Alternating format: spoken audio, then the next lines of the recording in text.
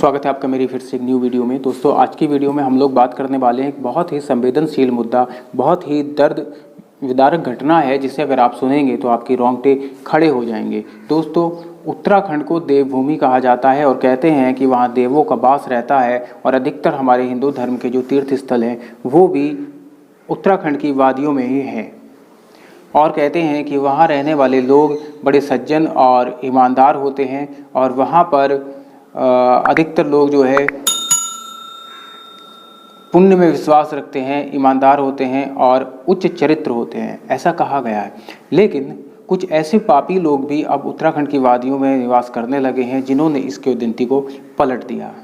दोस्तों, अभी आपने न्यूज़ चैनल के माध्यम से और अखबार के माध्यम से सुना होगा कि अंकिता भंडारी नाम की एक 19 साल की बच्ची की हत्या कर दी गई सिर्फ इसलिए क्योंकि उसने जिस्म फरोशी का धंधा करने से मना कर दिया।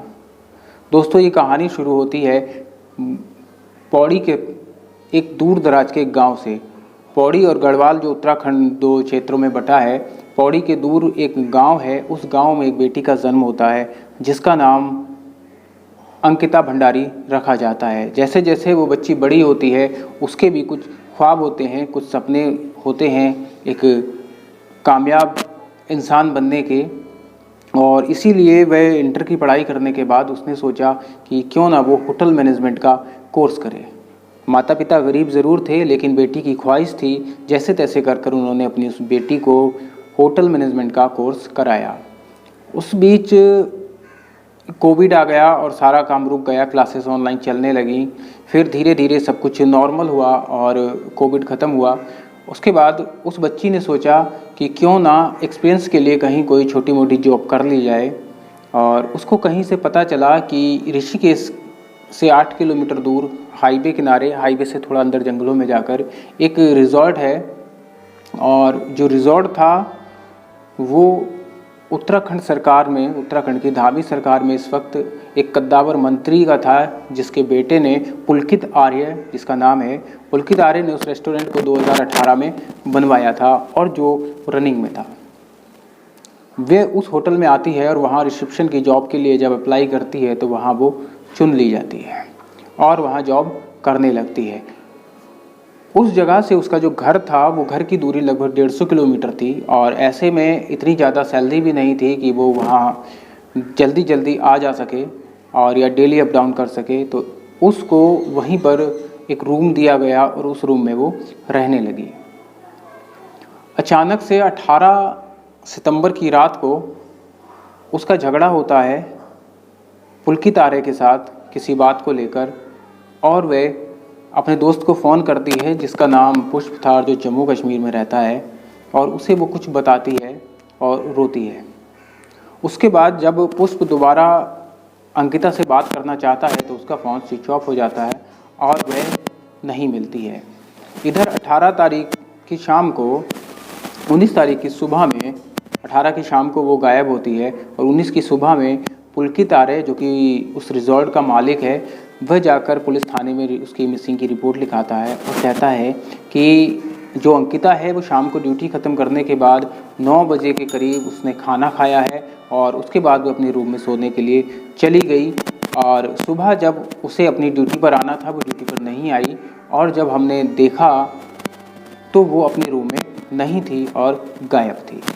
इस तरह की वो रिपोर्ट लिखाता है और पुलिस भी हवा हवाई एक रिपोर्ट लिख लेती है।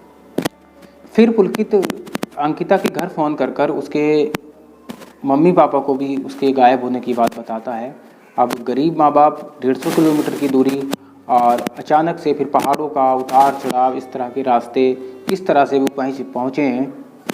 लेकिन फिर भी वो दुश्वारियों को झेलते हुए, क्योंकि आपको बताऊँ उत्तराखंड में बसों का भी समय होता है, अगर आपसे एक बस छूट जाए तो दूसरी बस के लिए फिर आपको बहुत समय का इंतज़ार करना पड़ता है।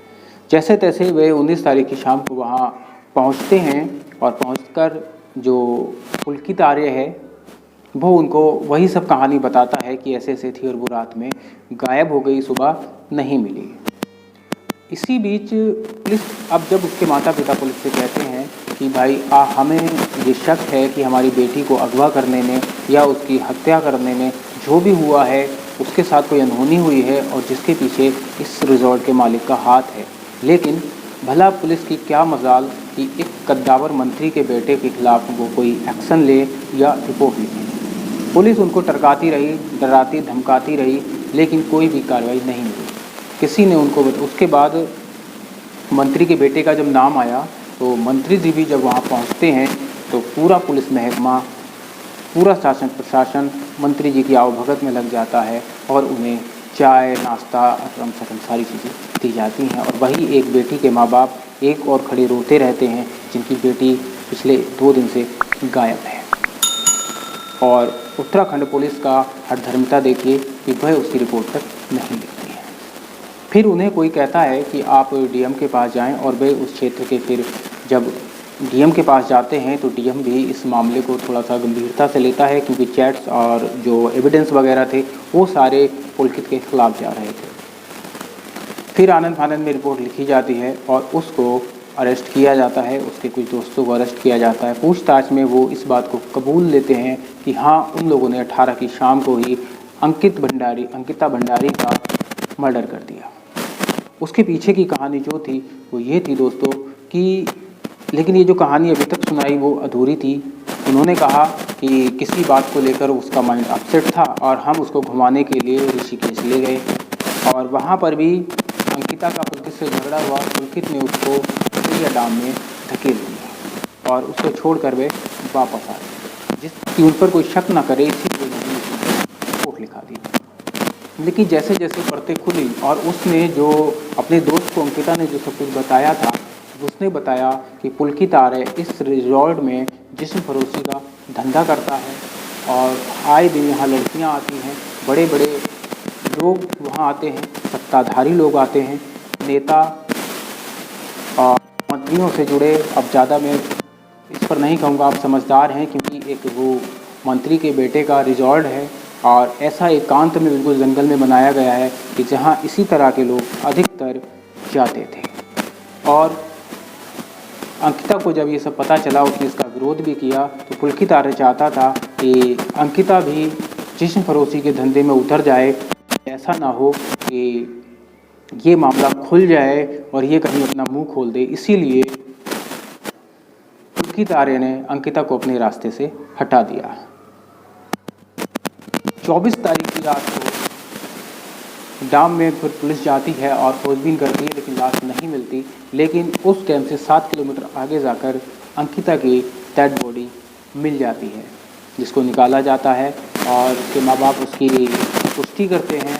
और आगे की कार्रवाई, अब पुलिस चार्जशीट क्या लगाती है ये आगे देखा जाएगा।